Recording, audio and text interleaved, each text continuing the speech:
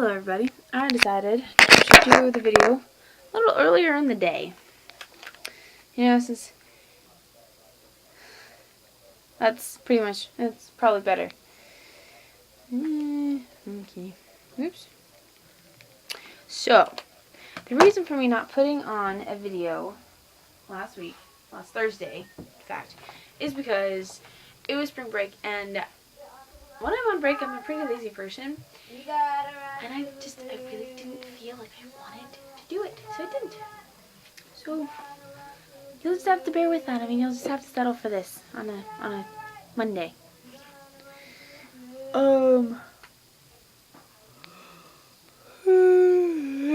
Life is interesting. Well, I can tell you what happened is that last week during spring break, we went to the zoo, and I got this very, very cute bag that I really like. It's from the zoo, and I got the zoo teens, so I gotta use my discount. And on the end of that day, I got my middle finger, and I'm not flipping you off, I'm really showing that it's my middle finger. It got slammed in the car door, by my mom. I don't blame her one bit, I blame myself, although I didn't scream so she would open the door. I couldn't move my fingers for a while. They're not broken, it's just, it kind of hurts, like when I use it some of the time. It's odd. Anyway, so I got that to happen while we were getting donuts at Sadie's and Josie's. And then Thursday, that was Wednesday, and then Thursday I went to the Passover dinner at the Highland Lutheran Church because Pastor Eric is my confirmation teacher. Although I wouldn't say I'm a Lutheran yet, I'm merely just like putting my toes in to see if I like the actual religion.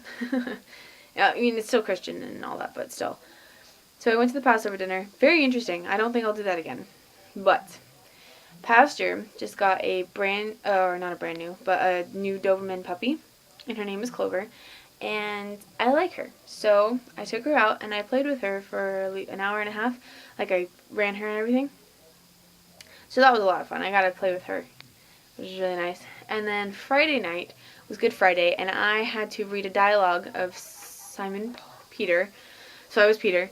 And after that, I played with Clover again, and I wore her out, and it was really fun. So I got to play with two dogs. And then I also played with my dogs, Starla and Twyla. I'll probably show a video with them. Don't bite me, cat. Ow. Ow! Stop that. That hurts. You know that, right? That hurts. Pain. She's gotten fast. You are not in a good mood, are you? Yeah, that's what I thought. Anyways, so I will show a video with my dogs. I have you know, they are rat terriers, and they're a mix between a Jack Russell and a Greyhound. Don't ask me which one was the mother, but probably the Greyhound because she'd have the bigger birth canal. Anyways, so it's a mix between those species or subspecies. And they're very fast. They're kind of hyperactive like a Jack Russell, but they're also mellow.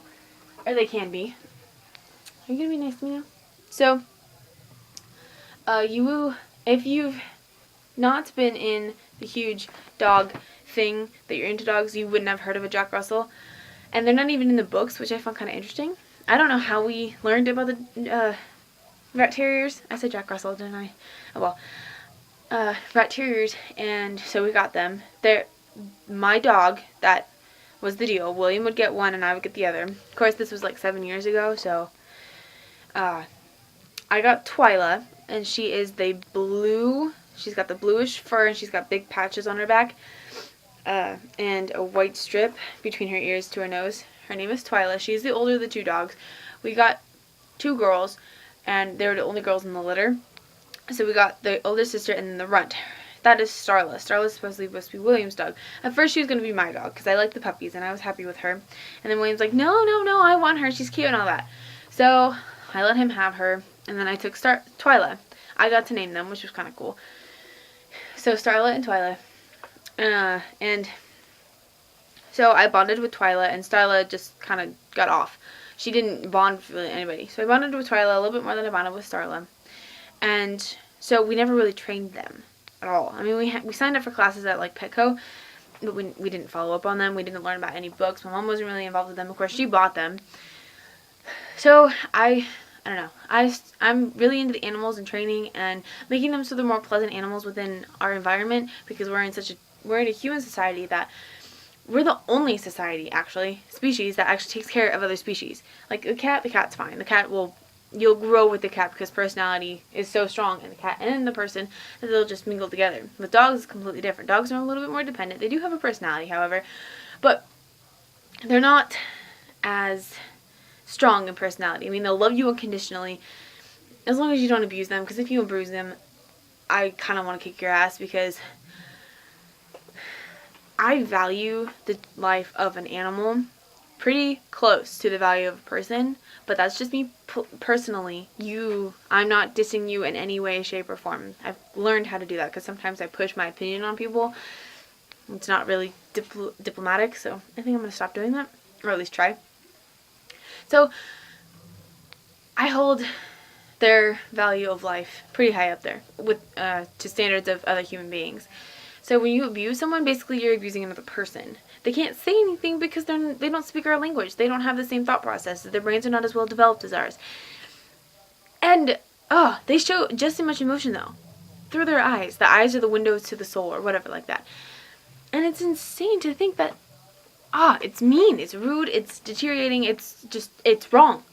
I don't understand why you could beat someone unless you've actually purposely made your life so horrible that it gets that way. Or if your life is so horrible and you're complaining about it, do something about it. Try and change it, but be smart about it. So if you're not, well, then that's your own fault. I mixed two words there. My brain is processing words too fast that I can't really spill them out very well. Anyway, so I start training the dogs. I started out with having both of them on a leash in the harness. I took them one by one. I took them separate.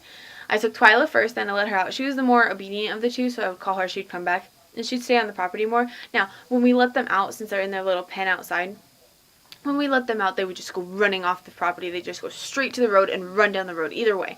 It doesn't matter. And Starla is the worst of the two. She'll just go off and she won't listen to anybody. Twyla will come back because she bonded with me. So I tried to break that habit so they can stay on the property but run free without a collar or a leash. So I started with Twyla. I had her on the harness and the leash, and then I let her go. So she'd have the leash and the harness still on. And then I'd let her go for a little bit, then I'd call her back and I'd come down and I'd actually pet her and all that. I did the same thing with Starla. And it worked over and over and over again. And then now, they rarely go off the property. And if they do, it's mainly Starla that goes off the property again. So she's always in the harness. She will always be in the harness because she doesn't listen very well. So she'll have the harness on. I'll put the leash on her first when I first let her out to know that she needs to stay in the property. Basically, it's all repetition with dogs. So I did that. And then I let the leash go and she runs free. Now, the second she jumps off the property, she instantly has the leash back on and I start walking her around. Twyla will come when I call, majority of the time, unless she's with her sister off the property. So I've been working on that with them. Today I took them out a little while ago. And I'm also kind of doing that with Clover, the Doberman, from my pasture. She's adorable. She's so cute and she's a puppy, so it's more fun. And I just really hope that I don't bond with the dog and they actually do bond with the dog. I mean, she's already recognized who her owners are, but her owners kind of didn't set boundaries with her, so she'll jump up on them and she'll start gnawing on you. It's just puppy play, but you got to realize that they can't do that, specifically if they're going to have kids around. So I talked to my dad about that, and he got it so he knew he was getting kids. So when he had the dogs, okay, take into mindset that we had 2 dogs before, these little rat terriers that we had coonhounds. I used to always call them raccoon hounds because I was 5. So we had coonhounds, which is a mix between a Rottweiler and a German Shepherd. Way down the line, yeah. We've always had mixed breeds. So we had coonhounds and Peanut and Chocolate. My dad named them. He actually got it so he would play in their food and they would always avoid his hands because they were going to be around kids. They were going to be around William, or they were going to be around me, and then eventually William. Although we didn't think about William. He was just a surprise or a gift from God, as my mom likes to say. Yeah, I'm not going to say my opinion on that. So that's what happened, and I'm just incorporating all these things in what I'm thinking about with the dogs. And then with my cat, I'm I mean, my cat's already trained. She and I were connected. And then I'm also reflecting on how I trained my rabbits. Like, my first rabbit, she would stay. I literally had to have my hand on her when I first started showing. And then when I was done, she was the most well-behaved rabbit on the entire table. Even when I was an intermediate, which is a step up from junior, which means I was in middle school. Wait.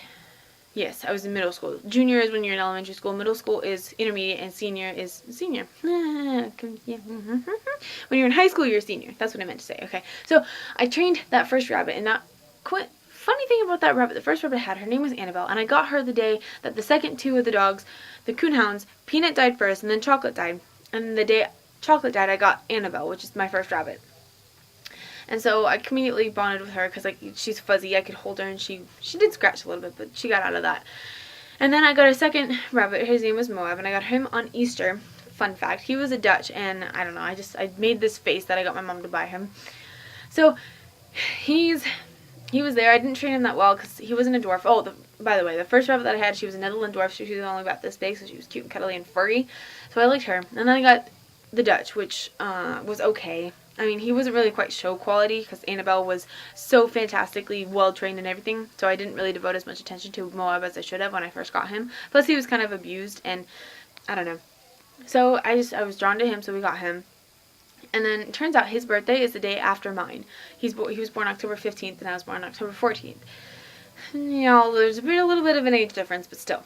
And then the third rabbit we got from the same person that we got Annabelle from. Her name was Francesca. And I liked the long name, so I named her Francesca. She was the snootiest little rabbit you will ever know. I trained her very well, as well. But she had an eating disorder. It's kind of funny. I always thought she was anorexic, but you can't really call a rabbit anorexic. So there was that. And then all the rabbits have gone and left and died. And, I'm not going to go there. Because I'm talking really rapidly, and I don't know how long I've been doing this. Let's see. Oh, about 12 minutes. So, hey, I think I'm kind of done rambling. Anyways, so that's kind of been my week, my thought process. I could go on longer, but as long as this is entertaining and you realize and you watch all of it, that would be fantastic. Thank you. So, yeah, my name is Elizabeth. I like purple, green, and teal. I think I did it backwards last time compared to my other times, but it doesn't matter. The colors that I like are always the same.